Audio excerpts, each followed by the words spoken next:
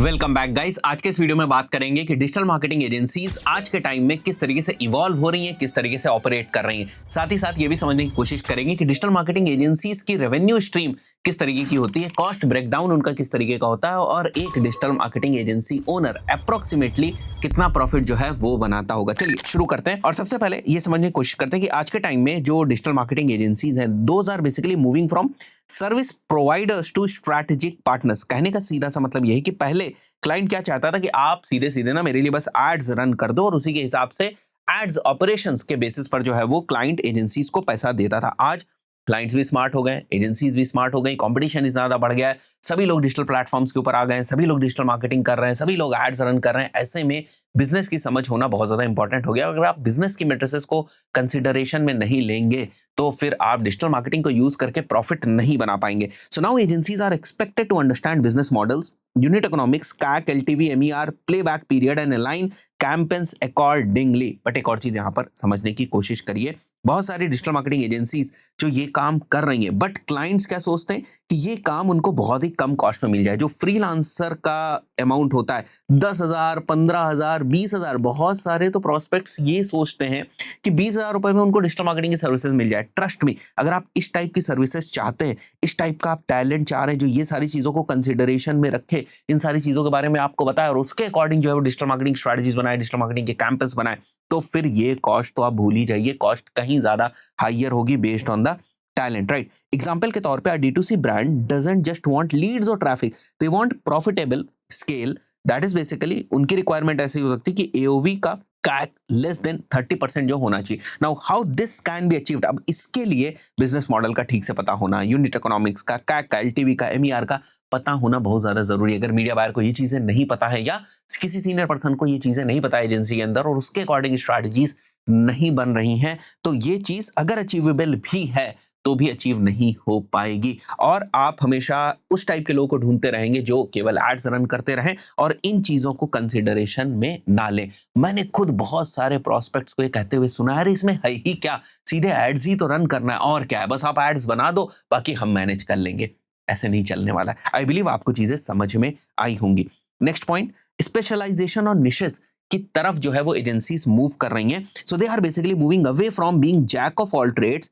Niches कैसी select कर रही हैं, जैसे बहुत सारी एजेंसी जो केवल परफॉर्मेंस मार्केटिंग फॉर D2C कर रही हैं, बहुत सारी एजेंसीज केवल एसईओ कर रही हैं, वो भी केवल SaaS निश के अंदर जो है वो एसईओ कर रही हैं। लोकल लीड जनरेशन के ऊपर कोई जो है वो केवल काम कर रहा है, कोई केवल रियल एस्टेट लीड जनरेशन पे काम कर रहा है, कोई केवल एडुकेशन में जो है वो काम कर रहा है, कोई केवल क्रिएटिव बना रहा है, कोई केवल पेड एड्स जो है वो रन कर रहा है। बहुत सारी ऐसी एजेंसीज है जो केवल वीडियो एडिट्स कर रही है, बहुत सारी ऐसी एजेंसीज है जो केवल प्रोडक्शन के ऊपर काम कर रही है। वो इसलिए क्योंकि लोगों को समझ में आ चुका है कि इसके बेसिस पे वो प्रीमियम रिटेनर चार्ज कर सकते हैं because now they are expert in solving specific problems. तो फॉर एग्जांपल, अगर आपकी परफॉर्मेंस मार्केटिंग एजेंसी है फॉर रियल एस्टेट और लीड जनरेशन एजेंसी है फॉर रियल एस्टेट, तो आप ये समझते हो कि रियल एस्टेट के अंदर कौन कौन सी प्रॉब्लम्स आ सकती हैं, आपके पास केस स्टडी है, क्या चीजें काम करती हैं, क्या चीजें नहीं काम करती। तो ये सारी चीजें कहीं ना कहीं आपके लिए एक एड ऑन होती हैं और आपके पास बहुत सारे एसओपीज, टेम्पलेट्स वगैरह पहले से ही बनी हुई, तो बार बार आपको काम करने की जरूरत नहीं पड़ती, बार बार आपको टीम को भी ट्रेन करने की जो जरूरत है वो नहीं पड़ती है। तो उन सब का बेनिफिट आपको मिलता है। टेक प्लस ऑटोमेशन लेयर में जो इंप्रूवमेंट कर रही है agency, that is basically they are not just media buying, now they are selling themselves as full funnel growth partners for tracking ads. So for example, there is an agency जो केवल education brand के लिए ads run करती है, right. सो ये पूरी full funnel जो services है वो एडुकेशनल ब्रांड के एड्स के पॉइंट ऑफ व्यू से प्रोवाइड करी, लाइक कि ट्रैकिंग भी उनको सेटअप करके दे रहे हैं, सीआरएम्स में भी गाइड कर रहे हैं, सीआरएम्स को कैसे मैनेज करना है उसको भी गाइड कर रहे हैं, सीआरएम्स से कैसे वापस डेटा जो है वो निकाल के एड्स के अंदर लेकर जानी है, सेल्स को थोड़ा सा उनको ठीक करने की कोशिश करें बिकॉज क्योंकि वो एक निश एजेंसी है तो दे अंडरस्टैंड कि इसकी सेल्स साइकिल किस तरीके की होती है, इनके सेल्स प्रोसेस, सेल्स सिस्टम्स किस तरीके से बनेगा, इनका रेवेन्यू एट्रीब्यूशन जो है किस तरीके से होगा। So now they basically act as a full funnel growth partner for business. Performance ads alones are not enough. Agencies इस चीज के ऊपर फोकस कर रही हैं कि वो इन हाउस वीडियो एडिटिंग भी प्रोवाइड कर पाए, यूजीसी क्रिएटर्स के साथ टाई अप उनका हो सके सो दैट वीडियो एड्स वगैरह क्रिएट करने में कोई प्रॉब्लम ना हो, एंड कंटेंट स्टूडियोज बना सके so that they can produce ads at scale. Agencies चाहती हम ही एड्स रन करें, हम ही एड्स जो है वो बनाए भी, हम ही एड्स क्राफ्ट भी करें, तो वो ज्यादा बेहतर जो है वो हो पाएगा, राइट। यही जो पॉइंट है वो यहाँ पर भी मेंशन है कोर रेवेन्यू स्ट्रीम्स एजेंसीज की क्या होती हैं, बहुत इंपॉर्टेंट चीज। सो मंथली रिटेनर से उनका लगभग 60 to 70% रेवेन्यू जो आता है। मैंने बहुत सारी एजेंसी ओनर से बात करी, थोड़ा बहुत परसेंटेज ऊपर नीचे हो सकता है। मैं थोड़ा सा आपसे mid scale digital marketing agencies और परफॉर्मेंस मार्केटिंग एजेंसीज की बात कर रहा हूँ। जब मैं मिड स्केल बात कर रहा हूँ तो आप ये मान के चले मैं उन एजेंसीज की बात कर रहा हूँ जिनका ARR या annual recurring revenue somewhere 5 CR से 10 CR के बीच में है। मैं उन एजेंसीज के पॉइंट ऑफ व्यू से बात कर रहा हूँ। सो उनका जो मेजर रेवेन्यू आता है वो मंथली रिटेनर से आता है। दैट इज लाइक कि वो स्टैंडर्ड फी कुछ फेसबुक एड्स या गूगल एड्स या एसईओ को हैंडल करने के लिए चार्ज करते हैं। एग्जांपल के तौर पे ये फीस 50,000 से लेकर 2.5 लाख पर मंथ पर क्लाइंट जो है वो हो सकती है। इसके अलावा कुछ जो रेवेन्यू है उनका वो परफॉर्मेंस बेस्ड फीस से आता है। फॉर एग्जाम्पल 10 क्लाइंट के लिए वो मंथली फिक्स्ड रिटेनर जो वो चार्ज करें, बट कुछ ऐसे क्लाइंट्स हैं, मान के चलते हैं ओवरऑल से 10% क्लाइंट ऐसे हैं जिनसे वो एड स्पेंड के परसेंटेज के बेसिस पे चार्ज करें। फॉर एग्जांपल कोई ब्रांड जो है वो 50 लाख का एड स्पेंड करी और 10% अगर आप एड स्पेंड का चार्ज करें तो यहाँ पर 5 लाख प्लस जीएसटी जो है आप उनसे चार्ज कर रहे होंगे। So spend on ad spend lies between 10 to 15% majorly, but apart from that depend करता है सिचुएशन के ऊपर, बट यही जो जेनरिक कॉस्ट है वो है।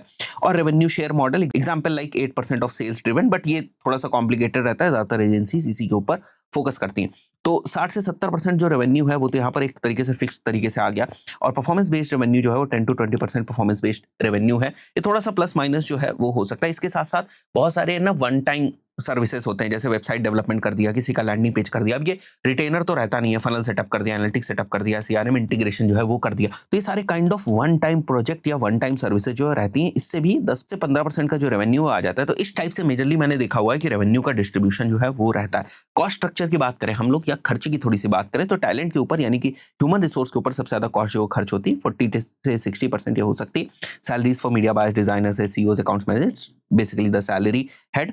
टूल्स एंड टेक के ऊपर बहुत पैसा खर्च होता है, 10 से 15% जो है टूल्स एंड टेक के ऊपर हो सकता है। एड सपोर्टिंग के टूल्स हैं, CRM में प्रोजेक्ट मैनेजमेंट है, AI टूल्स हैं, all those things. Sales and marketing के ऊपर 5 से 10% हो सकता है, ये वैरी होता रहता है, बट इन जेनरिक जो मैंने बात करी है 5 से 10% ही एजेंसीज जो है वो खर्च करती हैं। ओवरहेड 10 से 20% हो सकता है, rent, admin, utilities. And founder का मार्जिन जो सबसे ज्यादा इंटरेस्टिंग लोगों को रहता है, that is basically between 15 to 25%। तो ठीक ठाक मार्जिन है भाई साहब डिजिटल मार्केटिंग एजेंसीज के अंदर, अगर आपको सारी चीजें ठीक तरीके से जो करनी आती हैं और आपको अपनी सर्विसेज को सही लोगों को सही प्राइस पे देना जो है वो आता है। So this is basically the cost structure. Clients का ब्रेकडाउन बहुत इंपॉर्टेंट चीज है। लो टिकट क्लाइंट्स 30,000 से 50,000 पर मंथ देने वाले ये बहुत ज्यादा रहते हैं, बट ये जो क्लाइंट्स होते हैं ना ये हार्डर टू रिटेन होते हैं, हाई चर्न रेट होता है, ये आते भी जल्दी बट जाते भी जल्दी। इसके अलावा मिड टिकट क्लाइंट्स होते हैं 80,000 to 2 lakh per month as a retainer देने वाले, ये स्वीट स्पॉट है। इनफ बजट इनके पास एड्स का होता है, क्रिएटिव्स का होता है, फीस का होता है। These clients are scalable, I mean you can basically increase the number of these clients, ठीक है, जो आपके लिए बैकबोन बनेंगे इस वाले रेवेन्यू के पॉइंट ऑफ व्यू से। इसके अलावा हाई टिकट क्लाइंट्स हैं, दे बेसिकली पे 5 lakh plus per month spent, and agencies basically make profit from the percentage of ad spent or performance bonuses from these kind of clients। ये थोड़ी सी वही maths है जो मैंने यहाँ पर आपको प्रॉफिट की मैथ्स समझाने की कोशिश करी, वही है। फॉर एग्जांपल आपके पास 10 क्लाइंट्स हैं, ऑन एन एवरेज आपके पास एक क्लाइंट का रिटेनर 1 लाख का है, तो आप यहाँ पर 10 लाख का रेवेन्यू कर रहे हैं। एड स्पेंड से फॉर एग्जांपल आपको 5 लाख का जो कमीशन है वो मिला परसेंटेज बेसिस पे जो आपने रेवेन्यू किया। टोटल रेवेन्यू आपने 15 लाख का किया, सैलरीज आपकी निकल गई 50%, मतलब 7.5 लाख की। ओवरहेड्स आपके निकल गए 3 लाख रुपए के। मिसलेनियस एक्सपेंसेस आपके कुछ हो गए, यहाँ पर हम जोड़ सकते हैं 1 लाख रुपए, तो ये हमारा लगभग 11,50,000 रुपए हो जाएगा। और अगर यहाँ पर हम देखें तो हमें 3-3.5 लाख रुपए जो है बचेगा। तो यहाँ पर तो ये 30% आपको देखने को मिला, बट ये कमी हो जाएगा, 20-20% हो जाएगा। और अगर आप डिजिटल मार्केटिंग एजेंसी के अंदर 20% का प्रॉफिट जो बना रहे हैं तो बढ़िया प्रॉफिट आप बना रहे हैं, ये मान के चलिए। अगर आप एज अ फाउंडर जो है 20% लेकर जा रहे हैं इसमें, बट यहाँ पर जो कैलकुलेशन हमने की हुई है वो बिफोर टैक्सेस करी हुई है, थोड़ी से टैक्सेस वगैरह होंगे, फिर भी एक डिसेंट अमाउंट जो है वो बचता है। तो मैंने जितने भी फाउंडर से बात करी है सबका ये कहना है कि यहाँ पर गेम बनता है। अगर आप इस चीज को स्केल कर ले जाएं या इस चीज को स्केल कर ले जाएं तो यहाँ पर आप गेम जो है वो बना सकते हैं। ये तो बस एक तरीके की साइकिल है जो चलती रहती है।